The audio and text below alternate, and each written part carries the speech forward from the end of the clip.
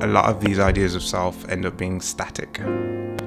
So, like, you have this singular conception of this is me and and anything that deviates from that is just dissociated from, and that creates its own issues.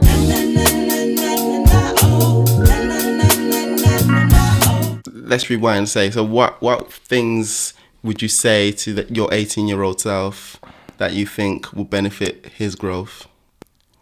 Oh, my 18-year-old self.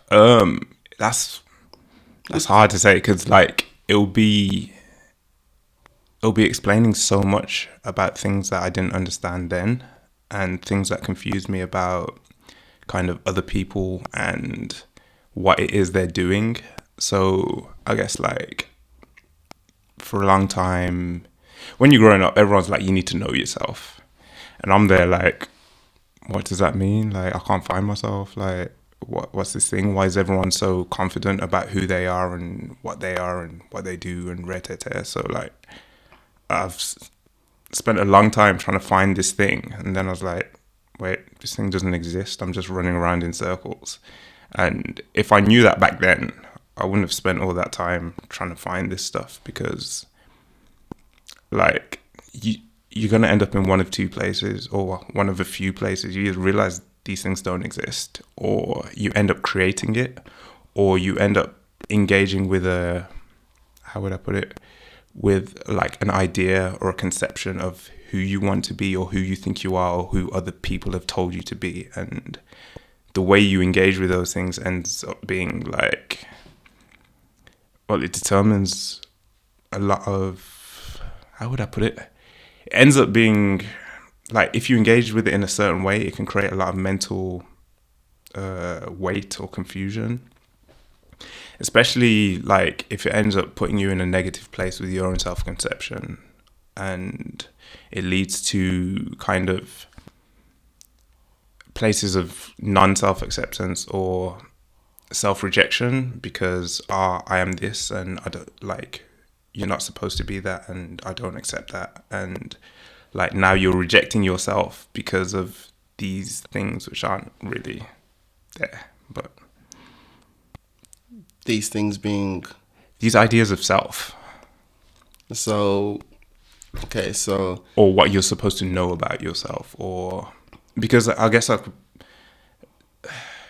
could put it in another way, in that like if you think about what we're told about kind of like how the brain functions and neuroplasticity and like the creation of new neural pathways and stuff, like if that's what's all going on, then basically you're constantly changing. So a lot of these ideas of self end up being static. So like you have this singular conception of this is me and and anything that deviates from that is just dissociated from, and that creates its own issues. But I don't know if that makes it any more easy to understand, but yeah. So now that you're a grown-ass man, so to say, do you know yourself then in that case? Or is this it's just something that's not tangible? Or plausible, rather? All right, so I subscribe to like this idea of no self, there is no self. Like basically the self is, we could describe it as a tool of coherence.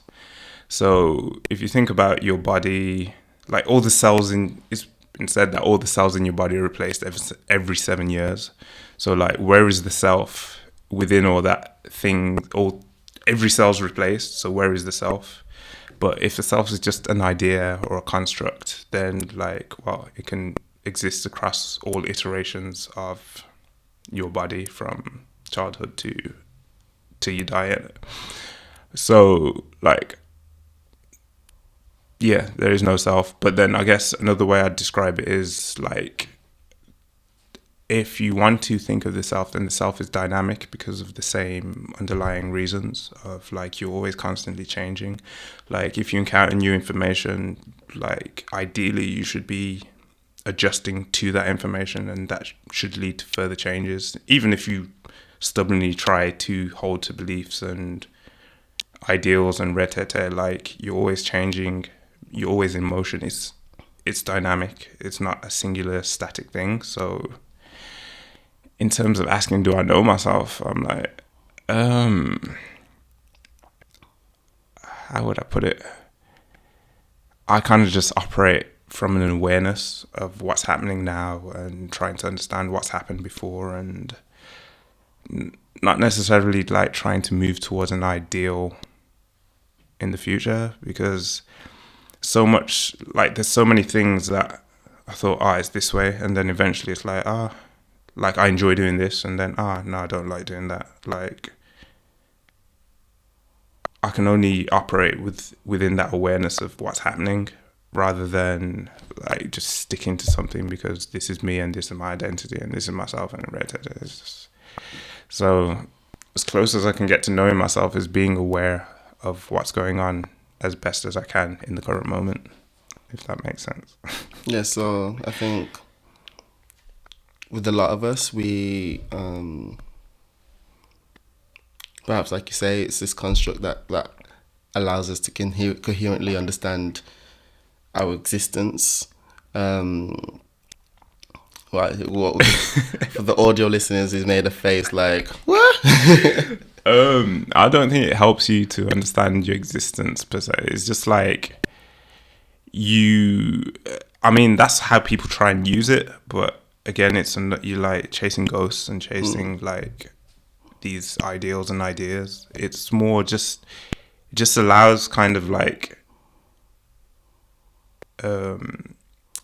it allows things to make sense across different states of and just from moment to moment. But so your 18-year-old self, like, the most important thing he could know is to disregard this quest for finding yourself and figuring yourself out, and just go with the flow kind of thing, go with emotion, and just be.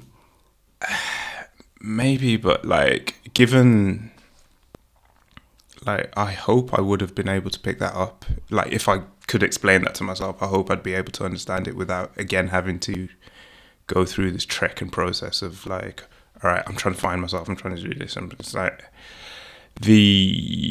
because I guess more than that, it'd be like, yo, like, all these people don't know what they're talking about. Like, they're all chasing ghosts, and they're chasing other people's madness, because you've landed on this rock and someone's told you like, this is what it is, and you've got this and you've got that, and this is how the brain works, and and it's like, if you stop and looked at things, you realize like that's not what's going on. So you when I brought up the 18-year-old self, you did say, I thought it was going for inner child. So but it's still the same answer, because if you've said inner child, I'll be like, that's nonsense as well, man.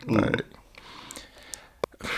I guess, like, basically, because of how the brain works, we can create all these things in it. So you can create all these constructs, and you're basically creating all these different selves. So if you, like, these are frameworks and perceptions through which you can view yourself, whatever that means. And like, through those frameworks, then people say like, this is how you deal with this is how you deal with that. But like, you're just conforming to these frameworks, beliefs and ideas, rather than these are things that are present within you. Because you run into plenty of people, it's like, there's no inner child shit to resolve, there's no inner child there. But again, these are just like societally accepted ideas, and no one's really saying like, yo, wait, maybe this doesn't make sense because X, Y, Z. But yeah. Other than you.